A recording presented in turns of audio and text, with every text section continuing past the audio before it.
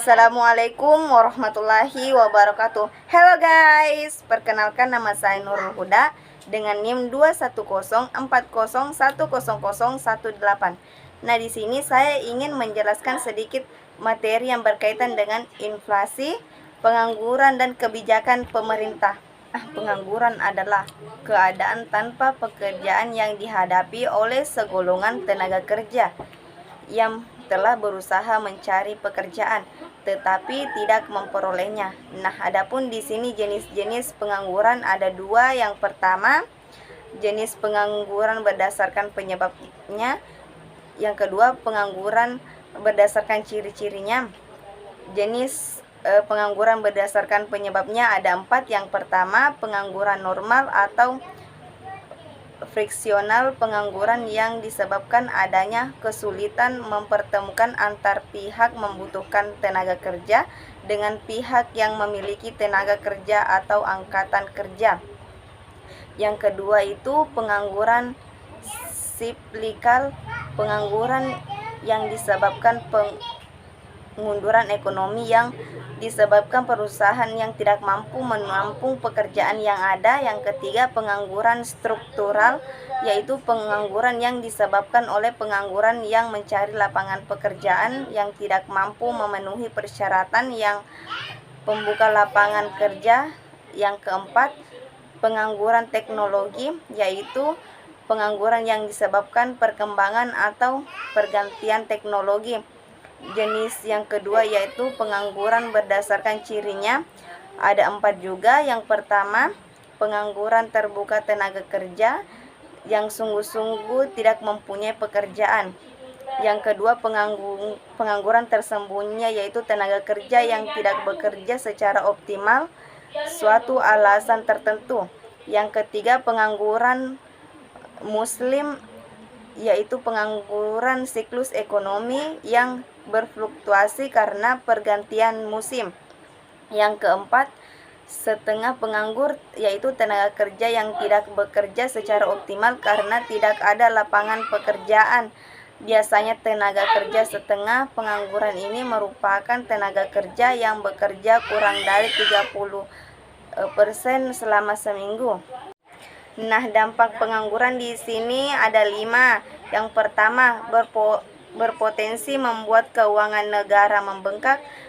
Kedua, meningkatkan angka kriminalitas. Ketiga, dapat memunculkan konflik warga negara dengan pemerintah. Yang keempat, dapat menyebabkan kesenjangan kesempatan bekerja. Terakhir, dapat menyebabkan seseorang dapat kehilangan keahlian atau keterampilan. Nah, itulah tadi dampak pengangguran. Selanjutnya, saya akan menjelaskan tentang inflasi. Inflasi merupakan suatu proses meningkatnya harga-harga secara umum dan terus-menerus. Kenaikan harga dari satu atau dua barang saja tidak dapat disebut inflasi kecuali bila kenaikan itu meluas atau mengakibatkan kenaikan harga pada barang lainnya. Inflasi adalah proses suatu peristiwa tinggi rendahnya harga, artinya tingkat harga yang dianggap tinggi belum tentu menunjukkan inflasi. Selanjutnya, penyebab inflasi ada 3.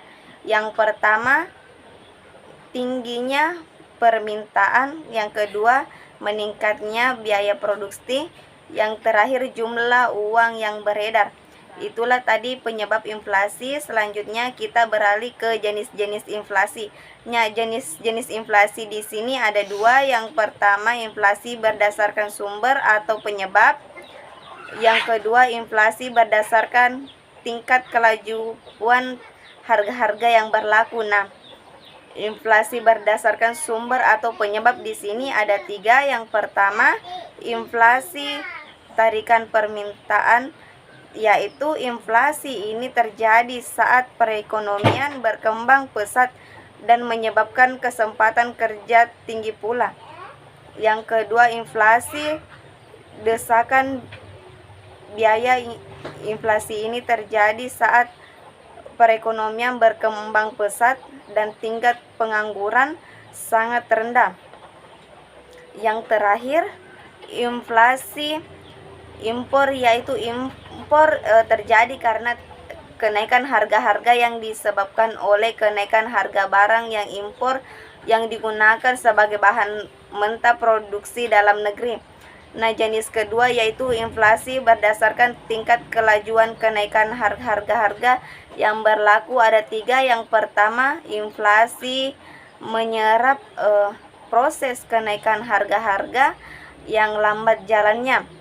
Yang kedua, inflasi sederhana secara rata-rata sebagai negara tingkat inflasi mencapai 5 hingga 10%. Yang terakhir, hiperinflasi, suatu keadaan kenaikan harga-harga dalam perekonomian yang tingginya yaitu sangat tinggi dan mencapai jauh lebih tinggi dari 10% dan seringkali melebihi 100%. Nah, selanjutnya ada dampak negatif dan positif.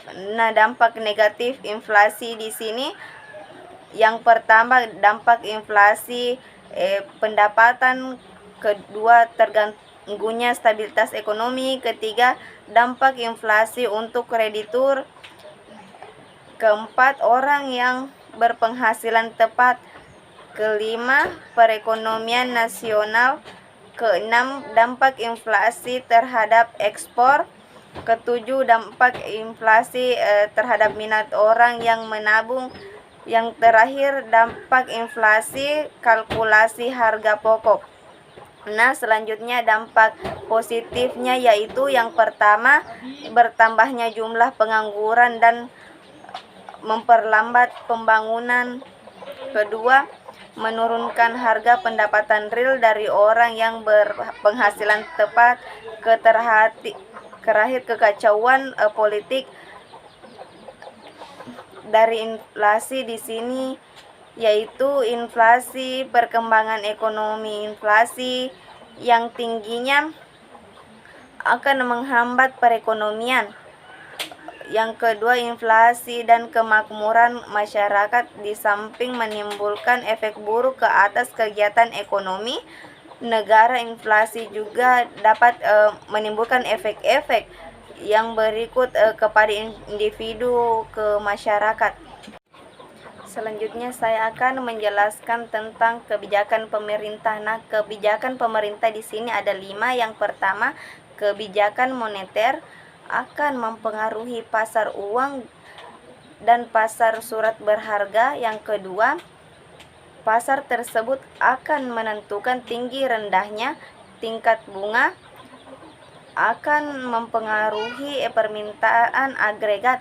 Ketiga, kebijakan fiskal yaitu akan mempunyai pengaruh akan permintaan agregat atau penawaran agregat. Yang keempat, pada gilirannya pemerintah atau permintaan agregat dan penawaran agregat itu akan menentukan keadaan pasar atau barang dan jasa. Dan yang terakhir, kondisi pasar barang dan jasa itu akan menentukan tinggi harga dan pengerjaan dari faktor-faktor produksi. Dan beberapa tujuan kebijakan pemerintah ada 2. Yang pertama, tujuan bersifat ekonomi, tujuan untuk mengatasi pengangguran, pertimbangan-pertimbangan yang bersifat ekonomi. Yang kedua, tujuan bersifat politik, tanpa stabilitas sosial atau politik, usaha-usaha untuk mengatasi masalah ekonomi tidak dapat dicapai dengan mudah. Nah, adapun di sini kebijakan fiskal. Nah, kebijakan fiskal di sini ada dimaksud dengan anggaran atau politik anggaran. Nah, pertama, dari kebijakan fiskal di sini anggaran devisi atau kebijakan fiskal yaitu kebijakan pemerintah untuk membuat pengeluaran lebih besar dari pemasukan negara yang berbunga, yang berstimulus pada perekonomian. Yang kedua, anggaran surplus atau kebijakan kontraktif yaitu kebijakan pemerintah membuat pasukan lebih besar daripada pengeluarannya. Dan yang terakhir, berimbang, yaitu terjadi ketika pemerintah menetapkan pengeluaran sama besar dengan pemasukan. Kebijakan moneter yaitu ada 4. Yang pertama, operasi pasar terbuka, cara mengendalikan uang yang beredar dengan menjual atau membeli surat berharga pemerintah. Yang kedua, fasilitas diskonto yaitu pengaturan jumlah duit yang beredar dengan menaik tingkatkan bunga bank sentral pada bank umum. Yang ketiga, rasio cadang wajib yaitu mengatur jumlah uang yang beredar dengan menaikkan jumlah dana cadangan perbankan yang harus disimpan pada pemerintah. Yang terakhir, himpunan moral yaitu kebijakan moneter untuk mengatur jumlah uang yang beredaran, jalan memberi imbauan pada pelaku ekonomi. Selanjutnya, kebijakan fiskal atau kebijakan moneter yaitu dijalankan oleh dua pihak yang berbeda. Kebijakan fiskal dilakukan oleh pemerintah keuangan, kebijakan moneter yang dijalankan oleh bank sentral. Kedua instruksi ini harus menyesuaikan kebijakan ekonomi dalam mengatasi masalah yang dihadapi. Selanjutnya, kebijakan fiskal atau kebijakan moneter juga disebut untuk meningkatkan keefektifan kebijakan pemerintah masing-masing atau institusi di atas perjalanan untuk mengatasi pengangguran. Bank sentral menurunkan suku bunga, Kementerian Keuangan menambah pengeluaran pemerintah yang dapat diikuti pula dengan pengurangan pajak. Nah, selanjutnya kebijakan segi penawaran juga bertujuan untuk mempertinggi efisiensi kegiatan perusahaan-perusahaan sehingga dapat penawaran barang-barang dengan harga yang lebih murah dengan mutu yang lebih baik. Nah, terakhir, kebijakan segi penawaran ada 2, yaitu pertama, untuk mengatasi pengangguran adalah untuk mendorong lebih banyak investasi, mengembangkan infrastruktur, meningkatkan efisiensi administrasi pemerintah, memberi subsidi dan mengurangkan pajak perusahaan individu.